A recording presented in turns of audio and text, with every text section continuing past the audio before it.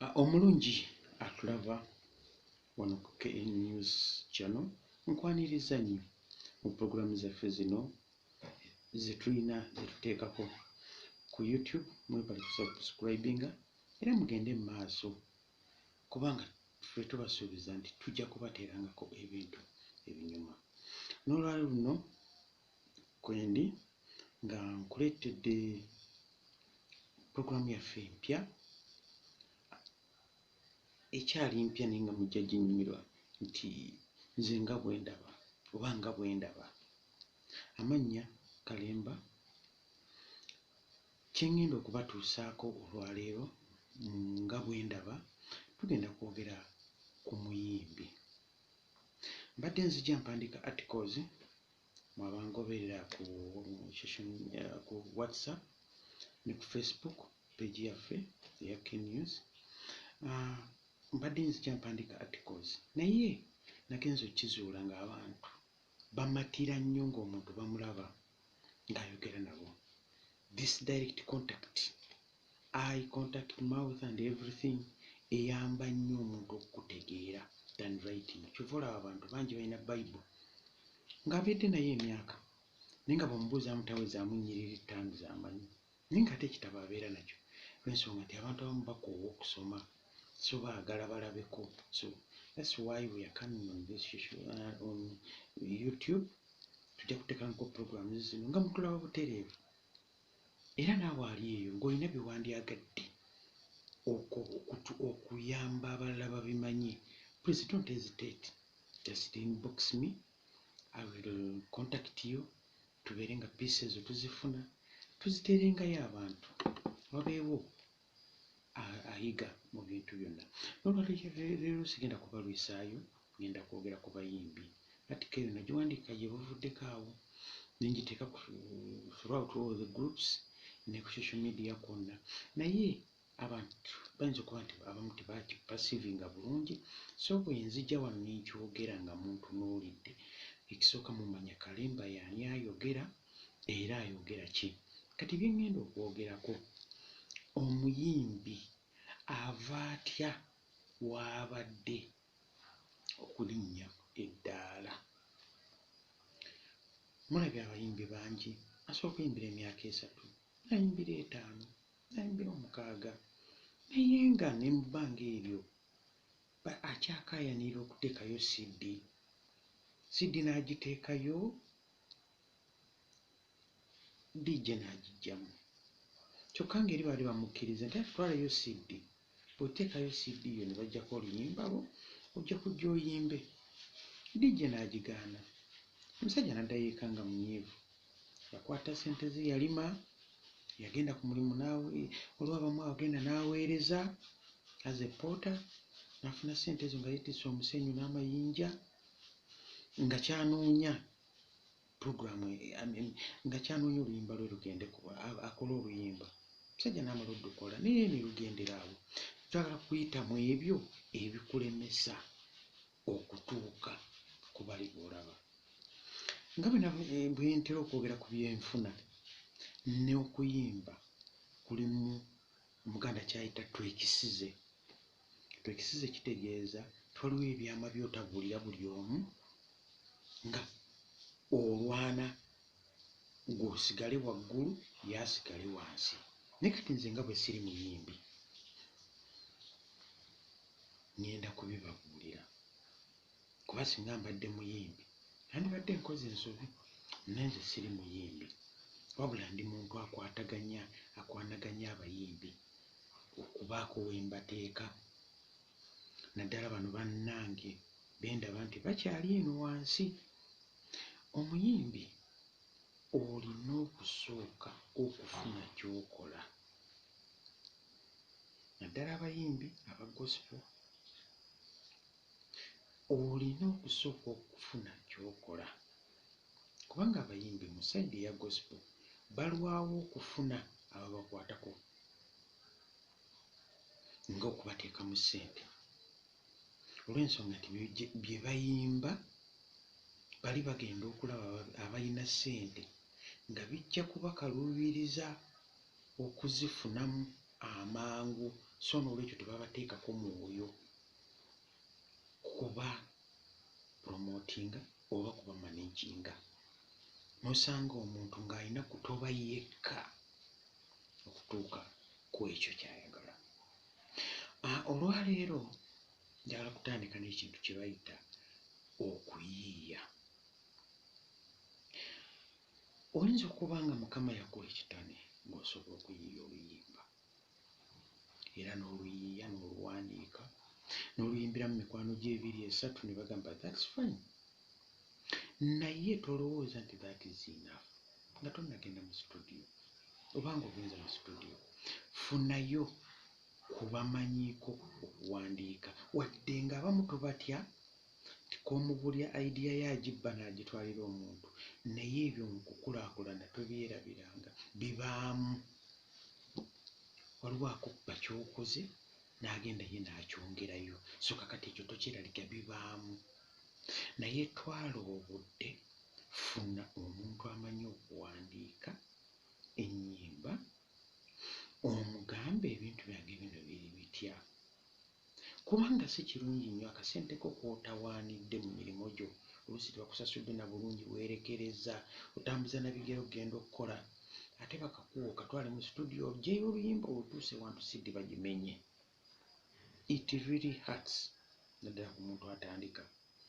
So nze kye nandikuwagidde okukola, funa omuntu akuyambako expoundinga n'okwanalizinga oluyimba lw'oleese, kubanga ye aba amanyi how the audience will perceive it, oba abawuliriza banaalufuna batya, banaalwagala, banaayagala idea, lyrics zo banaazaagala zinaatambula.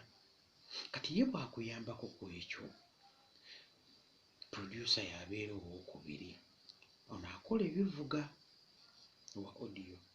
Mukulu nnyo omuntu oyo muwenga ekitiibwa, kubanga akujja mu kwogera n'akuteeramu ebivuga, n'aleeta buli kivuga ekisaanidde okubeeramu n'akikuteera mu luyimba lwo lusobole okuwangaala mu matu g'abantu nga baluwuliriza.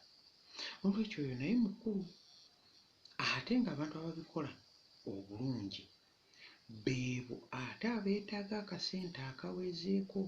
Kati bw'oba tolina kyokola ng'ate ne mu famire tewaliwo balibedde kuyamba, obudde bwo olumu bufiira bwereere, n'olaba nga CD oluwamu bagiyiga ne walinga, so nga wandibadde gwe olina favor, olina amagezi agayiiya, oli bold, oli ready okukola ekintu, naye tewakiteekamu ssente mu kukirongoosamu mu mpandiika, tokitaddeemu ssente mwani agenda kukufulumiza audio, kubanga ebintu ebyo bikulu nnyo. Kyova olaba ng'oyinza okuba ng'ogamba nti nze ndi muyimbi wa njiri, which is okay, naye omuntu gwe gw'oyita owa secular n'ava eri n'ayiiya oluyimba lwe nga lwa ddiini, ne lukulaga nti lukuloosinga okuva mu bali b'oyita aba secular ne lujja ne ku zino TV eza Christian ne lumenyawo ezammwe zonna, kulowooza kiva ku ki? Yaba akusinga favor? No, takusinga favor. Ye yakola biri. Ekisooka yayiiya bulungi oluyimba,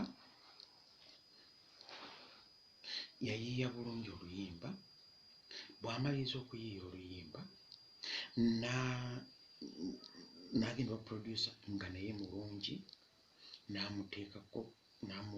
n'amuteekamu ssente, n'amukolera ebivuga ebirungi, n'amala n'akola vidiyo ennungi, n'avaawo n'aluba ne bajeti ya promotion kikulu nnyo. Oyinza okukola ebiri byonna waggulu, luyimba lulungi, olina kiki, naye ne lugaana n'ogenda ku count down, naye n'olaba endala ez'abano nga zo ku count down kweziri, ne weebuuza nze nakola ki? Promotion kyeyamba ki? Nti buli gundi n'akuwulira, ne bakuwulira wali, kiwaliza omuntu okuga nti naye oluyimba olwo nze nga sirulina. Kuba rediyo nnyingi nnyo ziri mu 100 oba 100+. TV nazo kati ziweze. Naye zonna TV tojja kusobola kutwalayo oluyimba gw'omuntu ebigere engatto ejja kugwako sole. Naye singa kiba kirungi ng'olinako abakupromotinga, abakutambuliza music ewo ku social media nga kwoli wali, abamu bajja kukubira bukubizi essimu bagaye nti nnyabo oba ssebo jangu tukukyazeeko, leeta music ewo naffe tumukube, kubanga abantu baba bamusaba. Waliwo n'abantu bemulaba nga bemugaya bebakubi b'amasimu, osanga sijja bamenya mannya, abamu bajja kunyiiga naye bangi mbamanyi. Osanga olinakuba ku radio stations 10 era nga buli wamu waakuba bamumanyi tebamujja nako, n'asaba n'agamba nyinayo muyimbi wange gundi naye abatumiddeko kwali alaba oba kwali akola ki, awulira. Kati gwe n'okigaya nti mukubi w'essimu annyamba ki? N'oyo gw'aba ayisizzaawo eba promotion. Gwe wennyini oyinza obuteesobola kwekubira ssimu nange kwendi ndaba, kubanga kamumenye towulirangako nti Lutalo akubye essimu agaa nange kwendi ndaba.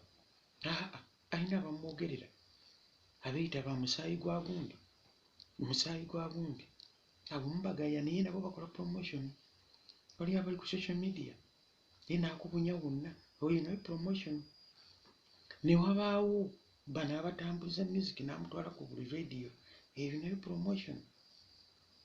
Biri byonna babikoze ebisatu naye ne bino kino kikulu nnyo, beera ne budget yaakyo. Kyevutenga nti gwe ayimba gospel nga tolina manager akutaddemu ssente oba church ng'eyo nga si yekutaddemu ssente, lwana nnyo okubaako kyokola nga kivaamu ssente.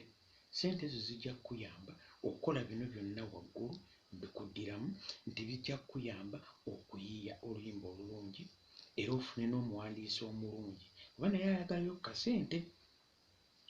Ovaawo okole audio nga nnungi, kubanga era n'abazikole ezo ennungi ze muyita hit nabo era beetaagayo ku kasente nga kawerako. Kati gwe beerawo n'akako, n'abakuyambako bakuyambira awo, then okole video era mu bakozi abalungi nga buli weetuuka bagamba ani yakoze gundi, eyo tuyezannyirawo. Then jangu ku nsonga endala, kola promotion. Ojja kulaba mu bbanga ttono ng'oluyimba lwo lukutudde. Nagenda ne mbagamba nti nawe ekyokulabirako eky'omusumba omu nga muyimbi ye ayina budget ya promotion. Era ndowooza mwalaba ne mu biseera bya covid ono gwe tulimu, bwe akawunga bwe kaatuuka okugabibwa yasooka bali gwandiga nti lwaki asoose bali, yawa abadijja ate nga bakubana mu clubs, abamu nga bakuba ku ma radio stations amalala ennyo, naye ye aba ayagala music wa kulosinge. Naye gwerekeranga awo ga nti tubanze eno radio oba TV ya church, bwe ntuukayo nga nja bagamba bugambi ti Mukama abawa omukisa, situgaanye ajja gubawa. Naye bwe bavaawo nabo beetaaga okugenda okugula ku mugaati bagulye. So tekirimu sitaani muntu kumugamba nti weebale nnyo naye akatunda kano kanywe, naye ekintu kiri akikozesa omutima ogwagala, namanya nti munnange oyo anfaako, mukubire kasimu mugambe Dennis weebale kukuba luyimba lwange naluwulidde, weebale nnyo, kimuzzaamu amaanyi. Lulina omuga nti yes ne maama yambuulidde ti oluyimba olwo walukubye n'alwagala. N'abantu batandise oddusaba bambi mwebale, akakadde kafiise, relationship eyo ebeerewo wakati wo ne ba radio presenters ne TVs. Kikuyambako okweyongerayo, bakuteeka ku countdown okukakkananga okulosinze olova. N'ennyimba nnyingi nnyo ezifudde nga zaali nnyungi, omuyimbi yali mulungi, ebiki naye ne zifiira awo nga tafudde ku promotion ate yennyini nga tafaayo kumanya kiki kimulemesa. N'olw'ensonga eyo bwe munaakikolako njagadde njogere nammwe kuba nzize mpandiika naye olwaliro njagadde njogere nammwe ate nenjogera ku nsonga ya promotion nenjogera ku nsonga y'okuyiiya okuwandiika oluyimba olulungi baako abantu abakuyamba okuluyitamu bakakase nti lulungi sente zo zireme kufa bwereere genda mu studio ennungi ekkolera oluyimba olunaakuloosinga bambo baba bamanyi oluyimba olukuba esaidi ne saidi.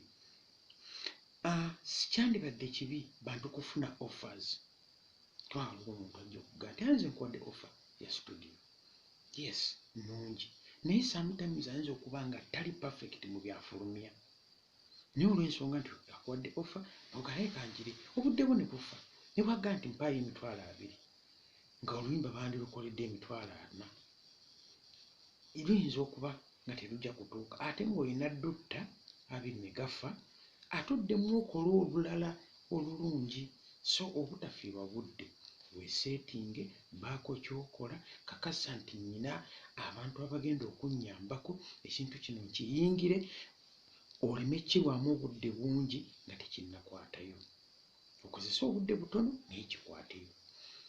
Mukama abampeera omukisa mwebale nnyo sigadde ndi Kalemba. Subscribe ku YouTube channel yaffe eno Ken News Channel Uganda ojja kufunanga ebintu ebikuzimba okweyongerayo mu maaso. Mubeere bulungi mweraba.